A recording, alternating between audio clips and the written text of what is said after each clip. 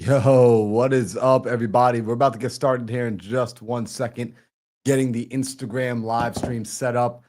Awesome. Deborah already in the audience. What's good? Good to see you, Deborah. Good to see you guys.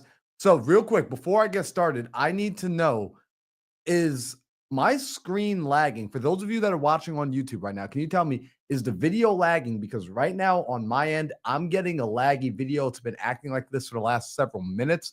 So, yup, Schwartz saying, yes, sir, it is lagging. Or you're just saying, yes, sir, what's up? Anthony, are we lagging? Anthony's saying, no, we're not lagging. Perfect. All right, so we are good to go. What's up, Karen? We're good to go.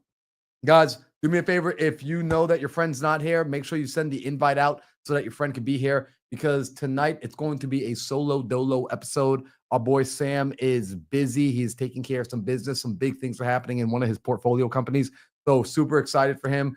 Guys, make sure you give Sam some love on IG. You're going to be hanging out with me tonight. We're going to be doing a fire mindset episode. And we're going over something that, funny enough, I reviewed with the audience, I want to say maybe about 7 or 8 weeks ago. And I broke down the 4 major life lessons. And I've been finding myself today really reflecting on this. I had some interesting conversations, got some interesting developments going on in my life. And these lessons are more timely now than ever. And so a lot of people, you guys have been paying attention to what's happening in the economy. You've been paying attention to what's happening in real estate, in the markets. You guys have seen the stock markets have been crashing. Crypto markets have been crashing. Interest rates are going up. And people are just straight up freaking out and losing their minds. And I want to remind you, it's okay. I want to remind you that the things going on in the market have happened before. This is not new. They have happened in the past. They will happen again in the future.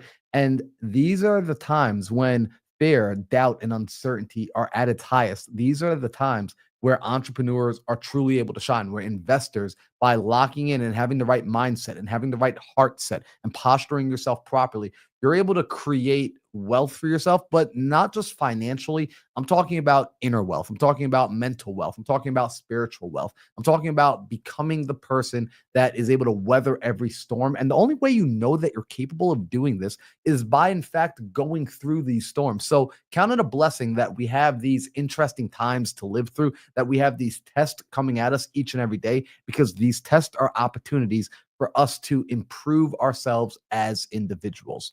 And so this is going to be in alignment with what I'm speaking about tonight, which is going to be the 4 major life lessons. And these 4 major life lessons, I wish I can say I created them on my own. I didn't.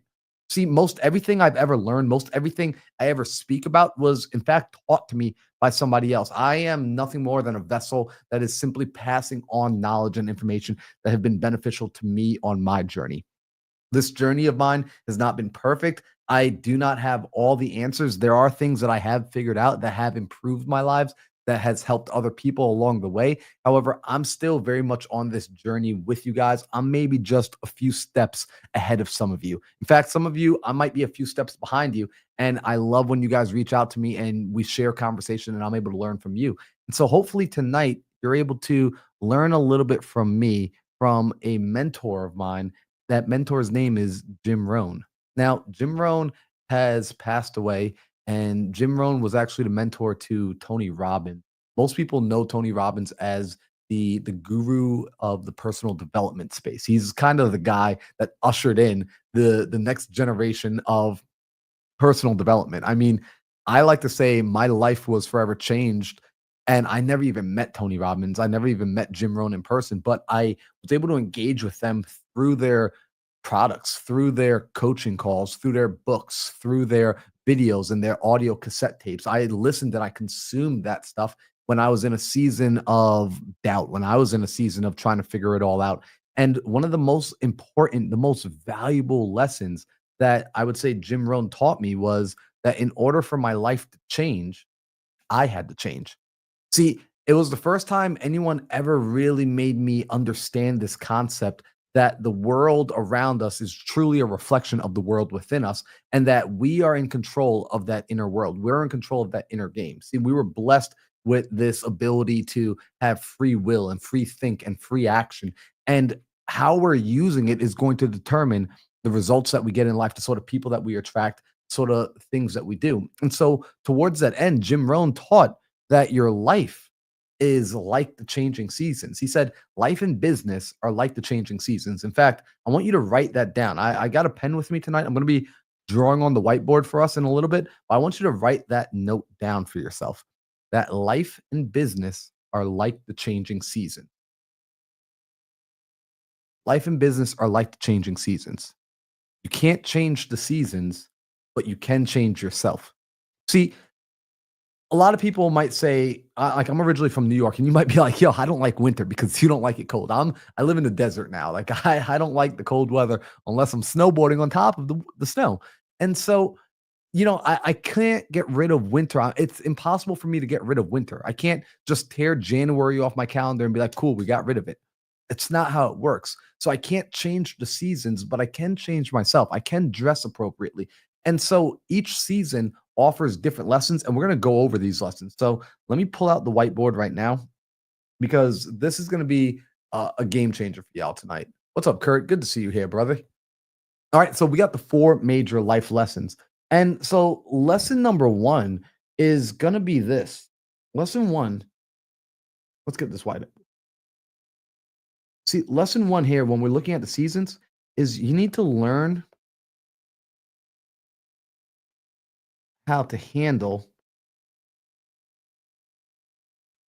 the winters. Learn how to handle the winters. And what do I mean by learn how to handle the winters? Because again, winter is unavoidable. And what is wintertime? I mean, let's explain what wintertime is. Wintertime in your life is the time where you don't have enough money. It's the time where maybe your heart's broken. Maybe you just lost your job. Maybe you've got some uncertainty. You got more bills than you have the ability to pay for it. You've got credit card debt. You are, potentially in pre-foreclosure, like your business is failing, you just lost an employee, somebody in your life just died, right? Like these are all things that are a part of the winter season, the hard part of life. And in winter, we don't run from winter. We don't try to avoid winter. We don't say, I hope winter doesn't come. Like that's not how it works. Instead, what we have to learn how to do is we've got to learn how to get better in the wintertime. We've got to learn how to get stronger in the wintertime. We got to learn how to get wiser in the wintertime. See, winter is an opportunity for us to get better, to get stronger, and to get wiser. Because a lot of people, we start wishing, man, like I just wish these problems would just go away. Don't wish for problems to go away. Don't wish for life to be easier. Wish for you to get better. See, here's the thing. Life's not going to get easier. It never has been. It never will be. That's not how life works. In fact, you don't even want it to get easier because if it's too easy, it's not worth doing. And so instead of wishing for things to be easier, instead of wishing that entrepreneurship was easier, instead of wishing that real estate investing was easier, instead of wishing it was easier to find deals, instead of wishing it was easier to raise capital, it was easier to close sales, it was easier to build a team, it were easier to find your soulmate, it was easier to buy the house, whatever. Stop wishing it was easier. Instead, start wishing, I wish I were a better leader. I wish I were a better salesperson. I wish I knew how to underwrite better. I wish I could develop more of myself so I could become more. Winter season offers the opportunity for you to get stronger, for you to get wiser, for you to get better. In fact, here's an interesting thing. When I lived in New York, a funny thing about winter is if you look out your window during the winter season, beautiful snow, right? Snow starts coming down. And if you look at the trees, the same trees that just 6 months earlier were filled, green, blossoming. I mean, you couldn't see past the trees because of how much coverage there was. In the wintertime, though, it's bare branches. You can see all the way through. And a funny thing is, it looks like death. Like if you've ever seen those movies where someone's walking through a cursed forest and all the trees are dead, that's what it looks like in New York with the trees in the parks. Right? All the trees are dying seemingly. But the reality is, check this out. I learned this, that on the surface, they seem to be dead. They seem to be barren. It seems that life has been sucked away from the environment. But deep beneath the ground, under the earth, the roots of those trees are actually growing deeper.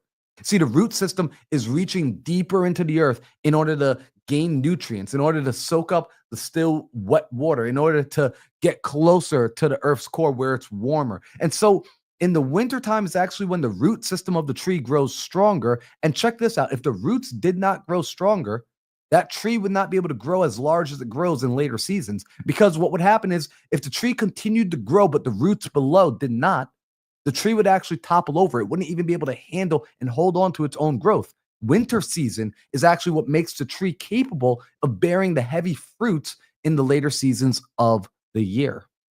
So, right now, if you find yourself in a season that is winter, stop wishing for winter to go away. Instead, respect the season for what it is. It's a time for you to grow your roots. And here's the interesting thing, when the roots are growing, who sees? Nobody. It happens in the dark. It happens at 6 a.m. It happens at 5 a.m. It happens on the weekends that you're not posting about on Instagram. It happens in the time after work is over, right? If you work a 9 to 5, what are you doing from 5 to 9? These are like, and by the way, like, hopefully it doesn't sound like I'm preaching at you, because these were the sort of things like I went through my own winters. I had my own seasons of isolation, of developing skills. Do you know how many times I've practiced speeches to nobody where I've stood in my room in front of a mirror and I just gave an hour-long presentation that would knock your socks off that nobody ever heard? Do you know how many times I've worked on underwriting deals to properties I've never purchased? Do you know how many fake conversations I've had to get better at sales and to get better at negotiating? Do you know when I wanted to ask the pretty girl out? Do you know how many times I stood in the mirror and pretended to talk to her and ask her out? See, we're rewarded in public for what we practice in private, wintertime. And so you want to remember that when you're in the winter seasons of your life, and there's going to be different seasons of your life where you enter winter. You might be in a financial winter. You might be in a professional winter. You might be in a personal winter. You might be in a relationship winter. When you're in these winter seasons, recognize them as seasons for you to grow, to get stronger, to get better, to get wiser. This is what we do in the winter. Winter is an important time. Winter is an important time. Please stop trying to take it off the calendar. In fact, yesterday I did a Instagram live. I did a YouTube live for the Into the Mind, and I spoke about a deal where I went through a winter season. Right, you guys remember this? If you were on yesterday's live, I spoke about how in 2022 I did a deal where I lost my last $5,000. I mean, I was down to just a few $100. I didn't know how I was going to pay rent, and I literally, after I lost the money on that deal, I sat in my bedroom and I cried. That was the winter time. But guess what? During that winter season, because now I'm on the other side, I passed through it. I'm able to reflect and see the strength that I gathered from that winter season. Because during that deal, I was able to be faced with my own character. I was able to see, am I the type of person that says and does what I say I'm going to do? Do I follow through on my word even when it hurts? Do I honor the promises I make to myself and to others? And when I lost those last $5,000, it was as a result of me honoring a promise I made. I could have easily run away and kept my money, but I honored a promise I made. That was a winter season. And as a result, I now have more confidence in myself. I know I'm going to show up to my promises. So let's get off of winter now, because what comes after winter? And here's the interesting thing about seasons, y'all. Here's the interesting thing: seasons follow each other, right? What comes after winter? After winter, you have spring. How often does spring come after winter? Every single year, at least for the last recorded hundreds of thousands, right? Like, spring always follows winter. And isn't that interesting? Like, I mean, what a great place to put spring. Like, you figure if you're going to put spring anywhere, put it after the hardest season. Like, yeah, because what's spring? Spring is a time of new life. Spring is a time of growth. Spring is a time where there's abundance and learning and joy and laughter. And so let's talk about spring, because here's what we got to learn in the springtime. So I want you to write this down. Season number 2 is spring. And in the spring, here's the lesson for spring. We've got to learn how to take advantage of spring. Now let's highlight this. right? We got to learn how to take advantage of spring. Why do I say that? Because here's the interesting thing. When you measure your life and you really start to look at it, you don't have an infinite amount of springs. You don't. There's a limited, let's say you're 30 years old right now, and let's say you're going to live to 90. So effectively, you only have 60 more springs in your life. What's up, Rax? Good to see you. You only have 60 more springs in your life. And so what you've got to do is you've got to learn to take advantage of the springs when they're here, because like I mentioned, spring is a season of growth. I mean, think about when you're a child. Childhood is a springtime season. It's when learning occurs the fastest. It's when you're totally enveloped in what you're doing. During spring, this is the time that you're able to start planting seeds, right? You're able to go out and you start to plant seeds in the springtime because things grow in the spring. There's life force coming to the spring. It is a bountiful time. And so you've got to do something with your springs. And here's what I'm going to suggest you do with your springs, right? You start planting in the spring. Get really good at planting in the spring. Because if you don't get good at planting in the spring, you're going to have to get really good at begging in the fall. Just being honest. You're going to get good at planting in the spring, or you're going to get good at begging in the fall. Because the springtime, while that energy, like you all know, remember when you first got into, let's say, entrepreneurship, or you first got into personal development, or you first got into a new sport or a new video game or trading or whatever it is, and you had that excitement about you, you had that high about you. I mean, you couldn't shut up. For example, when I got into parkour, I could not shut up about parkour. I would tell everybody. I would be like, hey, have you watched Store Blogs videos? Hey, do you know about these guys? Do you know about Extra Fort? Do you know about David Bell? Do you know about... I'm surprised I even remember most of this stuff because it was so many years ago, but I couldn't stop talking about it. And so I was in a springtime season. The excitement was high. The enthusiasm was high. I could stay up for hours researching and watching videos. I never got tired. I could go out and I could drive hours and hours away to meet up with community. I'd be on online forums asking for advice. Same thing happened when I got into real estate. I mean, I would consume and devour this information, and I didn't get bored of the conversations, and I couldn't get enough of it. All of these things are springtime. And so during these springtimes, I'm planting seeds, I'm learning, I'm taking action, I'm knocking on doors, I'm reaching up to sellers, I'm calling. And here's the interesting thing. Springtime, spring season, it's a bit of an unstable season because you have this influx of energy, this life force. Use it, run with it, right? Like if you're a young guy, I had a young guy the other day say to me, like, man, like I know I should be living a balanced life right now. And like, but I just stay up so late working on this project that I'm excited about. I know I should be going to sleep earlier.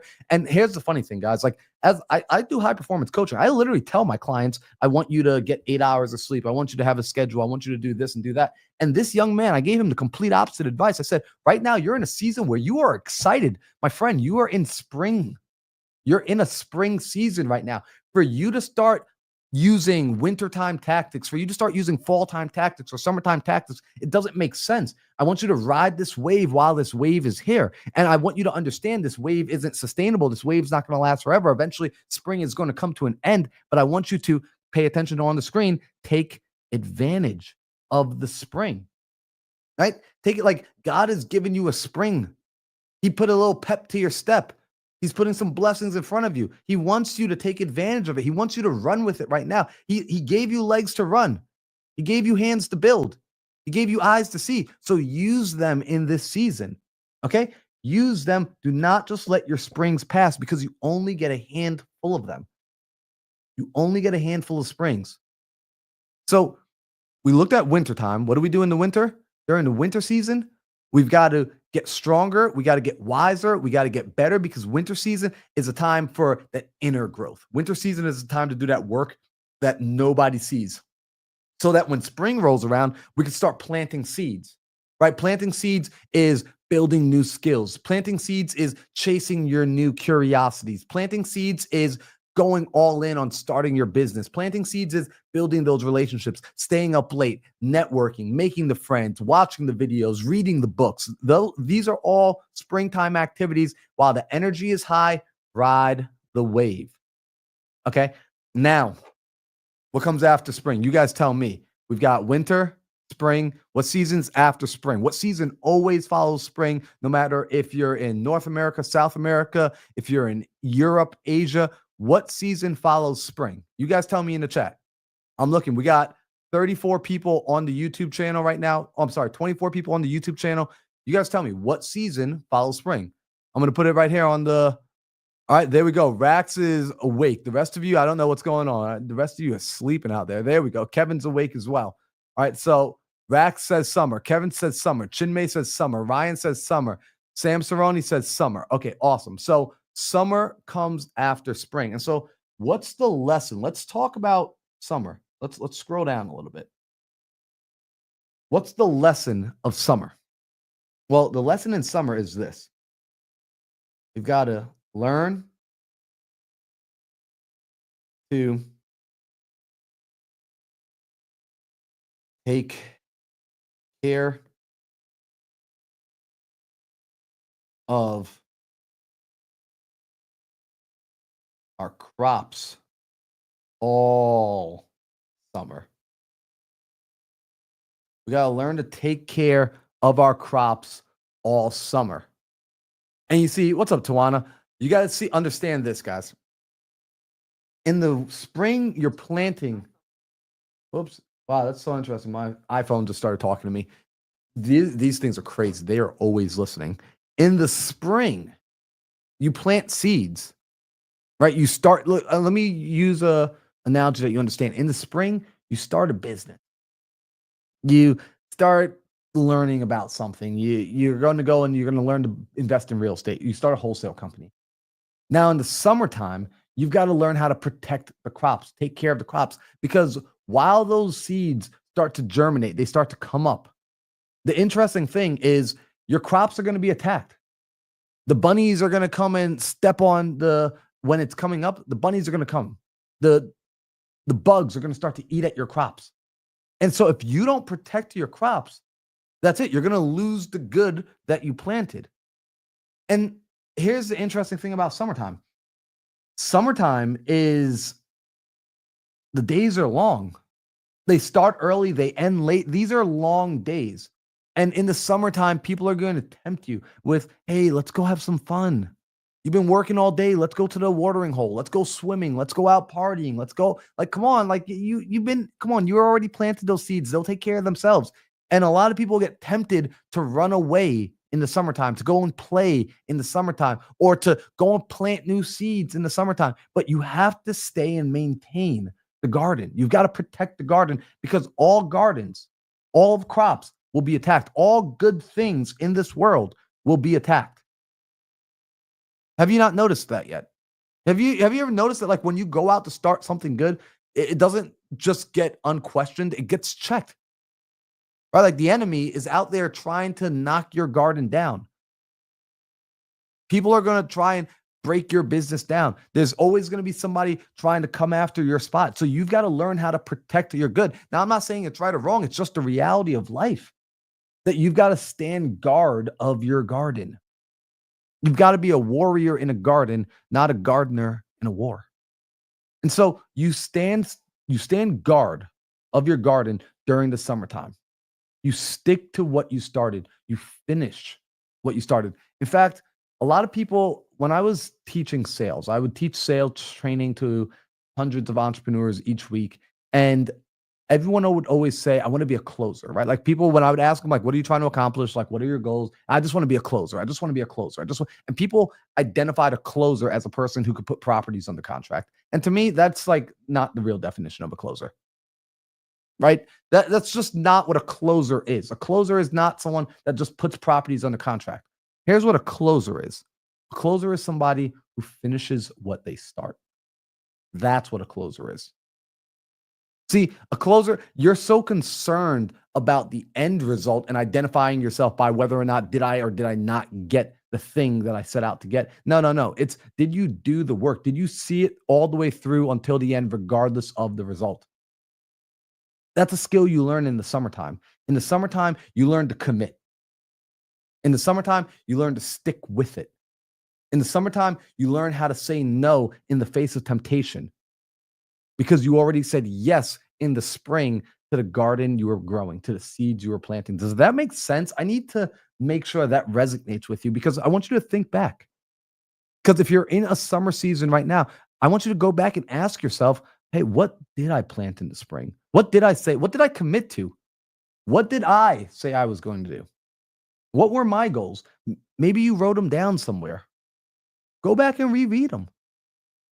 Ask yourself, did I give it my all? Did I follow through? Or did I simply get distracted in the summertime? And did I treat summer like it was another spring? And I just tried planting more seeds. And now I'm pissed off that nothing's growing because I keep starting these new gardens, but I never stick around to protect them. I never stick around to water.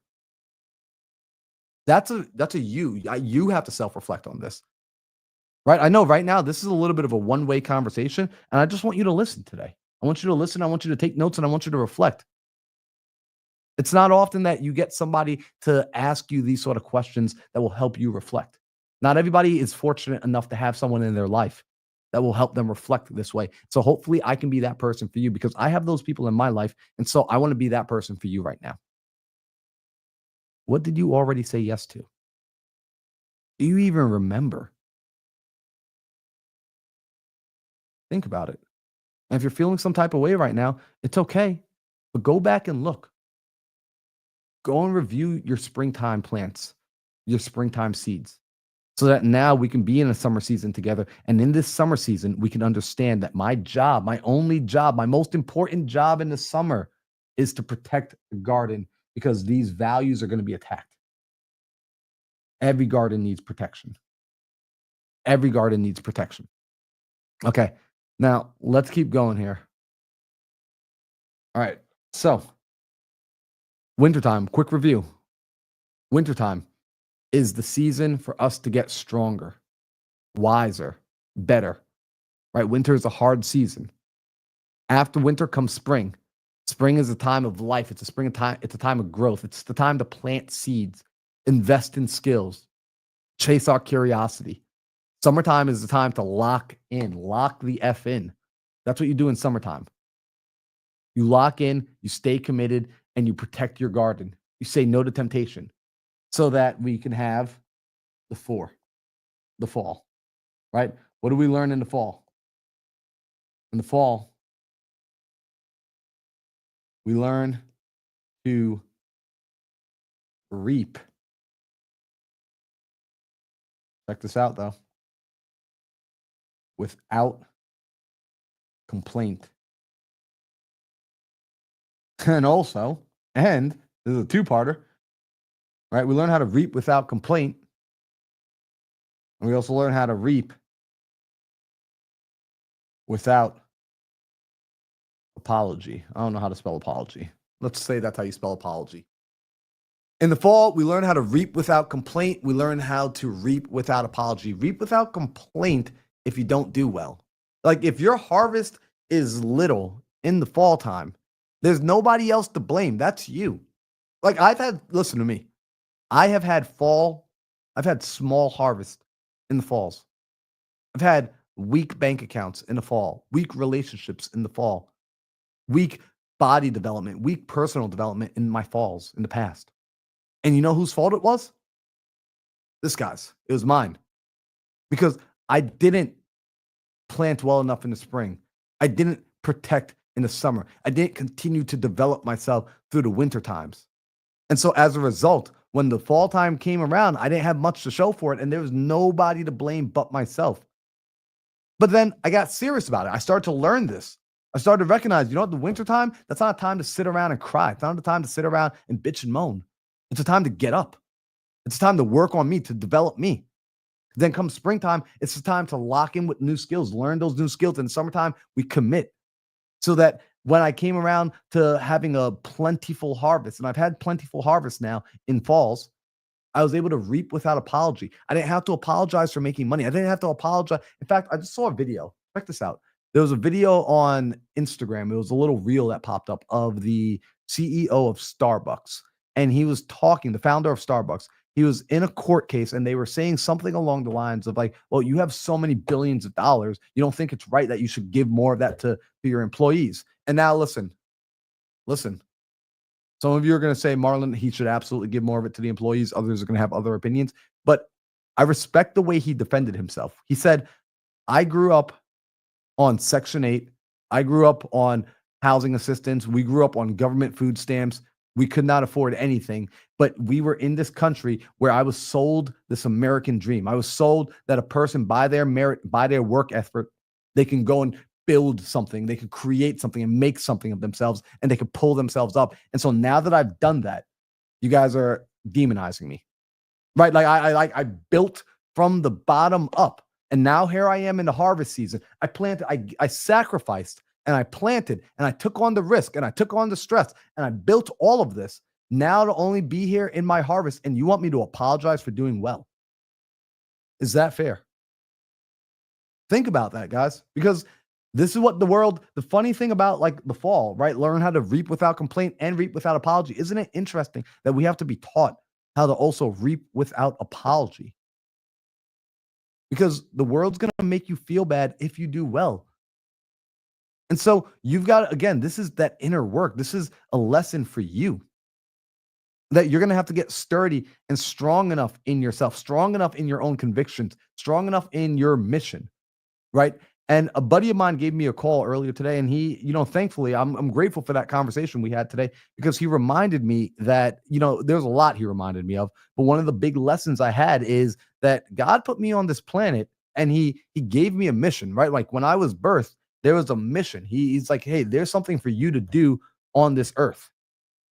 And when I do it, I need to do it without apology. When I go out into the world, and the same thing for you, when you go out into the world and you provide your gift, you provide your value, you're a blessing to others, be a blessing to the world without apology. Do not apologize for doing well. And do not complain when you don't do well for the work that you did not do, for the seasons of life that you skipped out on. Nobody can help you out with that.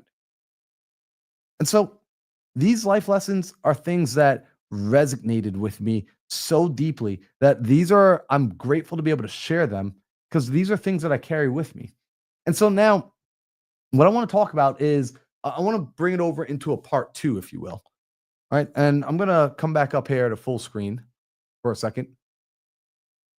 Ooh, I get excited. Rax, can you tell I get excited? Can you tell I love talking about what I talk about? Can you tell that I love what I do?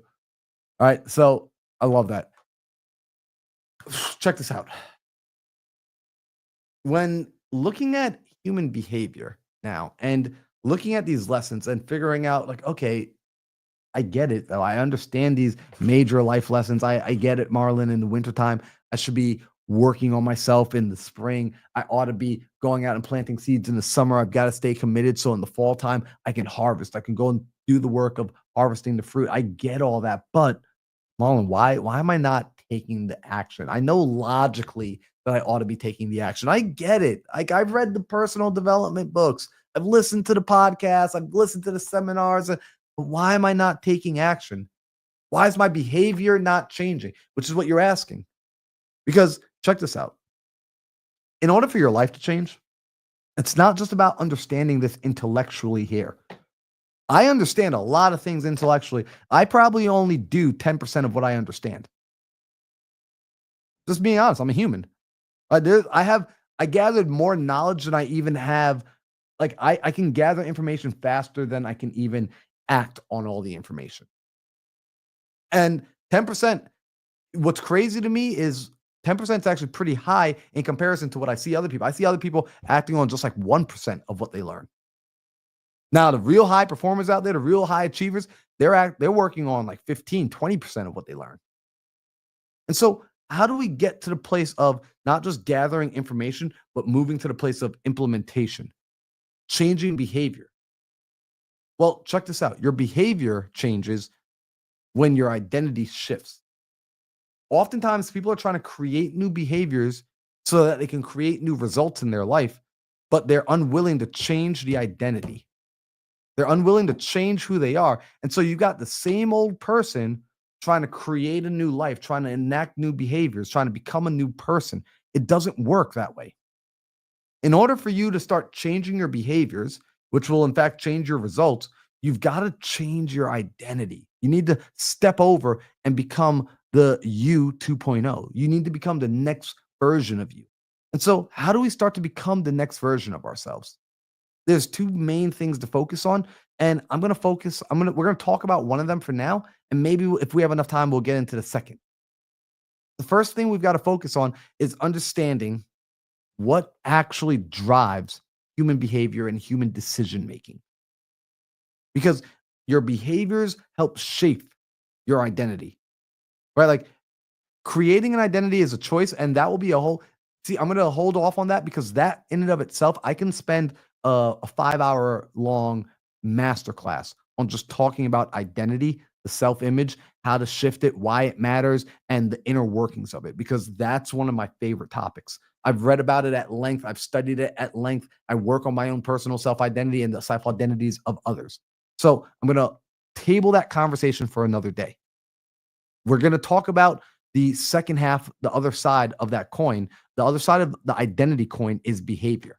Think about, how do you describe a person's identity? If I were talking about Rax and I said, hey, do you know Rax? You might say, well, who's Rax? How would I give you information about Rax? I would probably start describing, well, Rax lives here. Rax does this for a living. She's into these kind of hobbies. And I would start describing things that she does. I would start describing her behavior.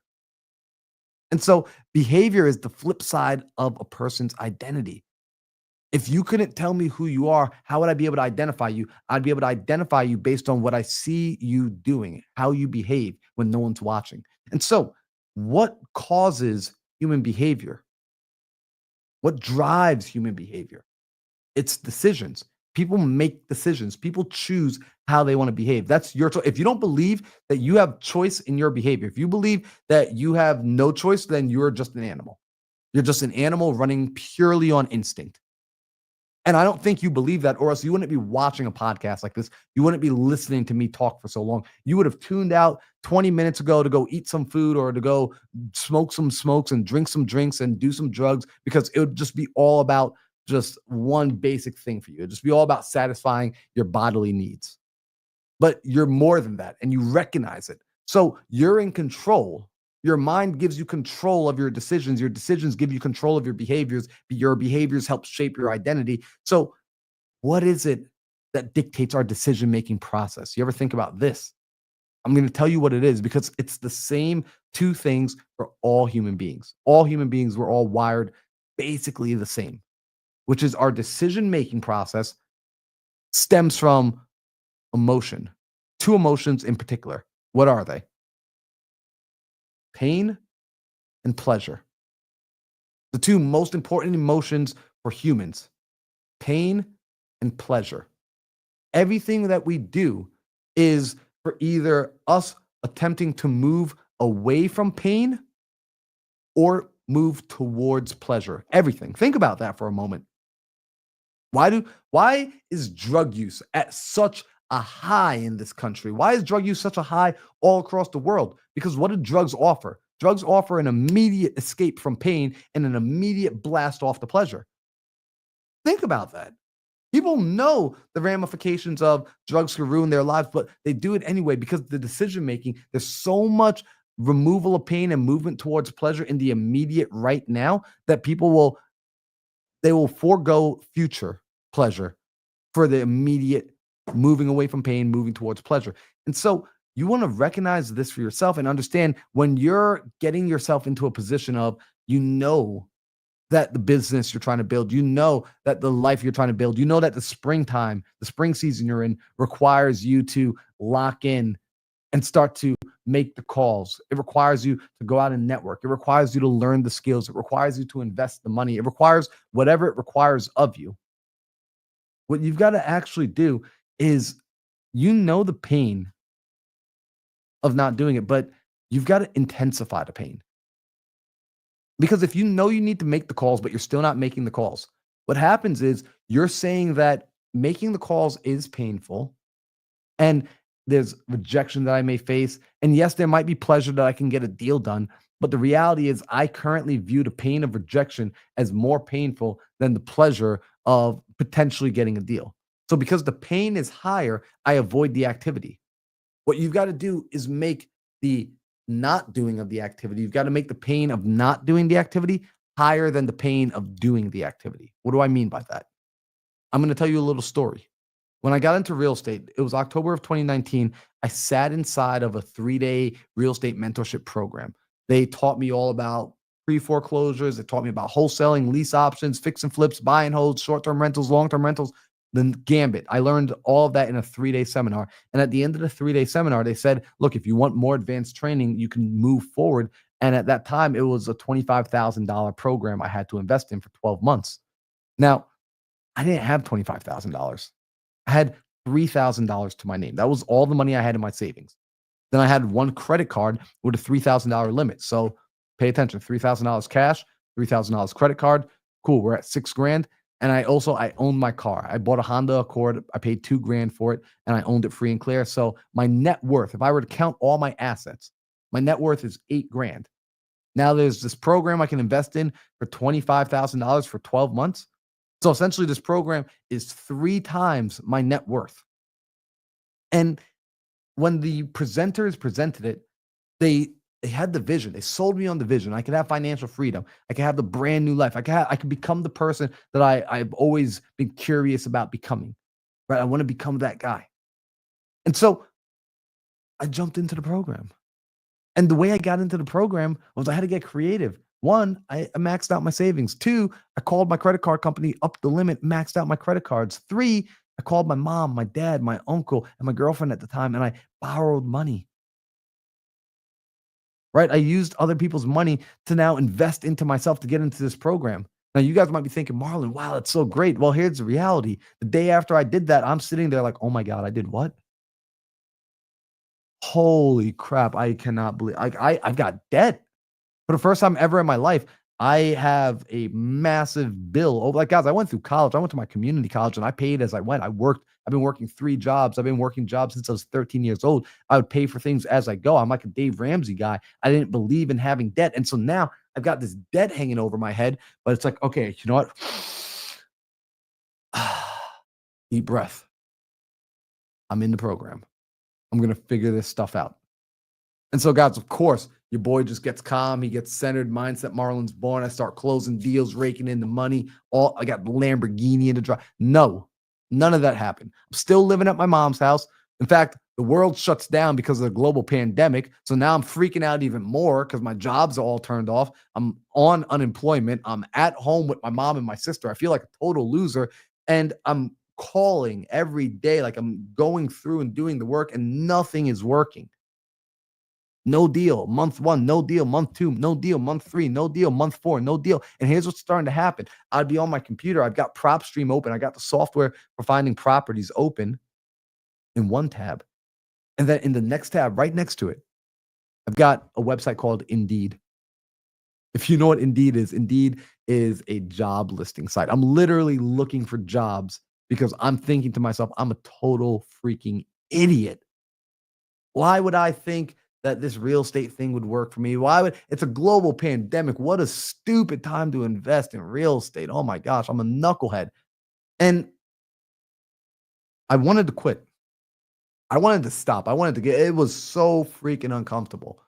And I was this close to quitting. In fact, there was one day I had the job application already filled out, the resume ready. I literally rewrote a resume. Like, guys, like the motivation's high when you write an entire resume, because I didn't even have a resume at that point. I had to go and make a resume. I had it ready to click submit. And just as I'm getting ready to click submit, my mind flashes and I picture myself Thanksgiving dinner in the future with my uncle.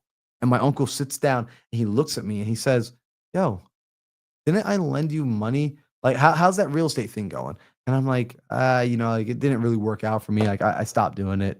I'm just not built for the real estate stuff. And he would say to me, like, man, didn't I lend you a lot of money to make that real estate stuff work? Didn't you tell me that you were going to figure it out, that you got mentors and you were going to commit to the program and you were going to make it work? Didn't you say that? Like, those are your words. Am I correct? And this guy, by the way, guys, this conversation never happened. It only happened in my head. But the emotion in that imaginary conversation, the pain, the look on his eye, the look on his face, the way I felt in that scenario, I was like, man, that is a way more painful reality to lose his respect, to lose his faith. The fact that he trusted me and I let him down because I simply gave up because it was uncomfortable to make the calls. It was a new skill set to learn because I hadn't had success yet. I didn't reach my goal yet. That reality was so much more painful than the reality of just sticking it out and duking it out for one more day that I would stay with it. So my behavior was able to change because the pain of inaction was greater than the pain of action. Because between pain and pleasure, which emotion do you think is a greater motivator, a greater stimulus, a greater catalyst towards a person taking action in the here and now? I can give you a hint. It's not pleasure. We like to think it's pleasure, but the reality is pain is a greater motivator to move you into action. Pleasure is used to direct your motion. How do I mean? If a person is sitting on the couch and you're trying to get them out of the house and you're like, hey, like, let's go play baseball because you know they like baseball. And they're like, nah, I'm not really feeling it. Hey, let's go to the party. There's going to be some cute girls there. Yeah, I don't really want to go. Right? These are all things that the person likes. But if you said, yo, dude, the couch is on fire, get your ass up and get out the house. Couch is on fire. They're up and they're out. They're running. They don't even know what direction. They run into a wall on their way out. Right? Because their pain will get you moving immediately. Now, if it's the house is on fire, dude, the open door, the unlocked door is over there. Ooh, unlocked door. That's a pleasurable thing in this scenario. So pleasure will direct your action. It will direct your steps. If you're in a season right now where you have been trying to change your behavior, you have been trying to adapt yourself to a new identity, to a new mission, to stay the course, but you are struggling to take the action day in and day out. I'm going to tell you this is the reason. Without even knowing you personally, I can tell you this. You have not associated enough pain to inaction. And the key word here, association. You can actually create the neuro association to pain. Do this.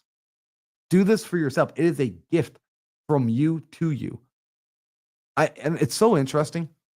You know, Sam, when he's here, Sam likes to say, he's like, Marlon, you are one of the most realistic guys I know. And it's funny because I'm the mindset guy. Everyone thinks it's always just like this pure positive, farting rainbows situation. And guys, I'm all about the positivity. I'm all about gratitude. In fact, the days that I give the most thanks are some of the best days of my life. When I wake up and I thank God for my breath, and I thank God for my friends, and I thank God for my life, like, and I experience the gratefulness I have for all of the things that I do have, my health, my mind, my relationships. Those are the best days of my life. Even if I don't make any new money that day, even if we don't close any new deals that day, those are the best days because I'm reminded of all the gifts I have already been given that I already own and possess right now. And so with that, I'm still telling you, even with that mindset, even with that perspective, I still leverage pain because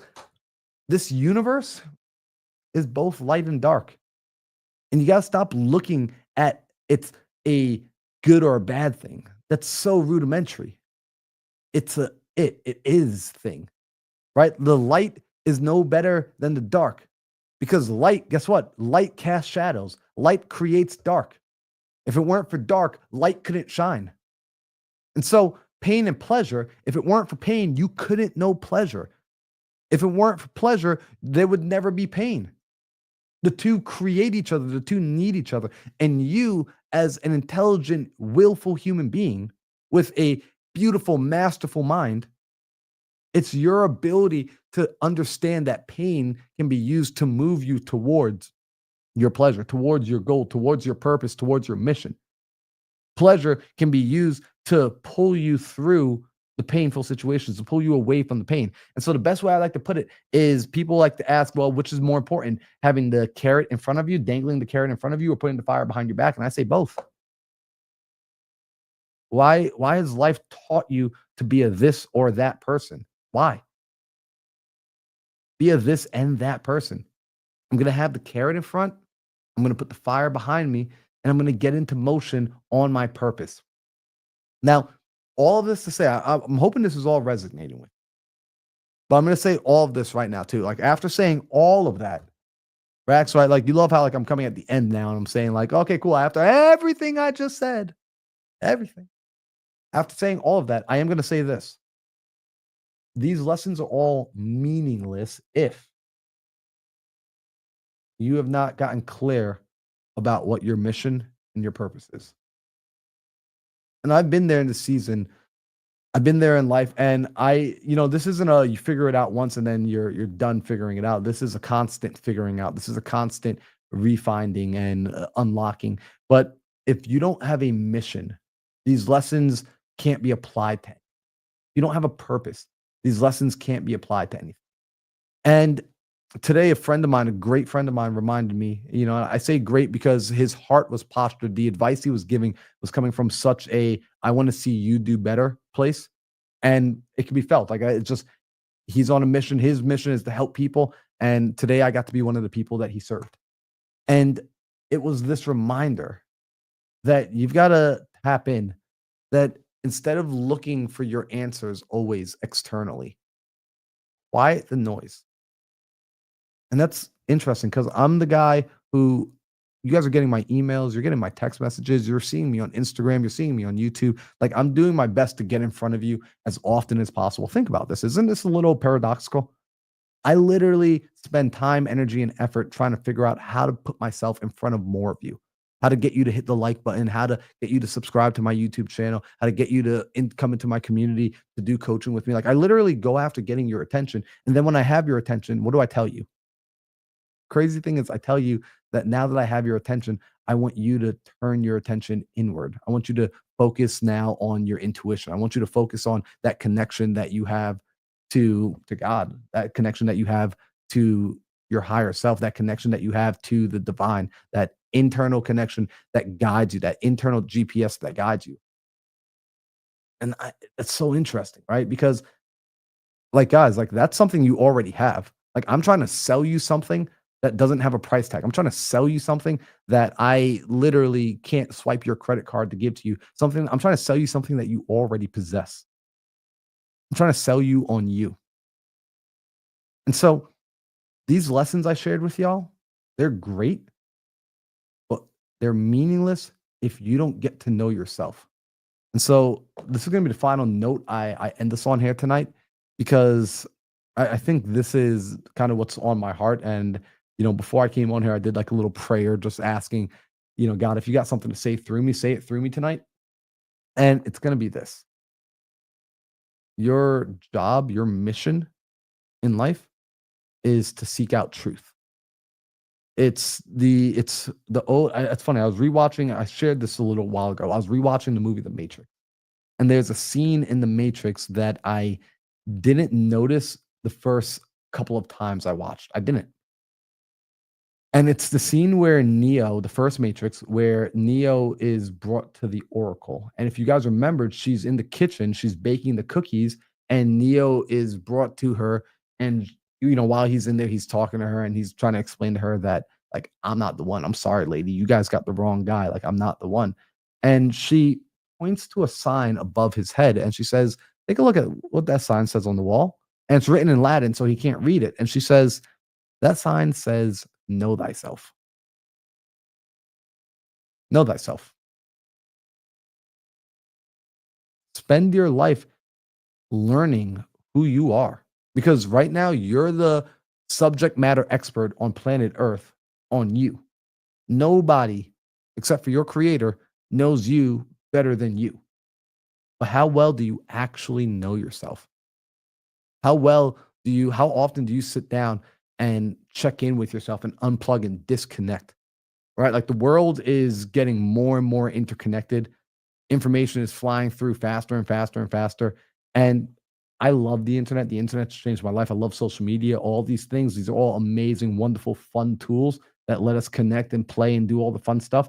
However, make sure that you're taking time to turn it all off, disconnect, and check in with you. So, guys, these are the lessons that I'm hoping you resonate with. Now we're gonna wrap up. I know we're wrapping up 5 minutes early here tonight. I don't even think we're at the top of the hour, but we're almost there. But it's all good. We're gonna wrap up here a little bit early. But I do have a major, major ask for you, and it's the same ask as every week, which is if you got value from tonight's episode, do me a favor. I want you to, if you really got value, like I want to take a gauge of this because this is how I'm going to figure out if this is something that I want to share more on this channel, which is like this video if you actually got value. Now, if you watched it, you thought it was entertaining, but it wasn't really meaningful to you, it wasn't purpose for you, do me a favor, don't hit the like, don't hit the thumbs up button because I'm going to go back and I'm going to see like, okay, great. We had 25 people live on YouTube and there's only 2 likes, or there's 5 thumbs up, or it's 10 thumbs up. It's just going to give me a gauge. Second thing is if you really got value from this, if it really spoke to you in some way, shape, or form, do me a favor, screenshot this and tag me on Instagram because I'm going to ask you a question. I'm going to DM you after you tag me on Instagram. And I just want to know what your takeaway was, what resonated with you. I just want to have that conversation, even if I'm only talking to one person or if I'm talking to 20 of you guys. So, guys, I hope you enjoyed tonight's episode of Think Big. Next week, we will be back, Sam and I. So you guys enjoy the rest of the week. I appreciate you all for being here. And I'll see you back here next Tuesday for another episode of the Think Big podcast.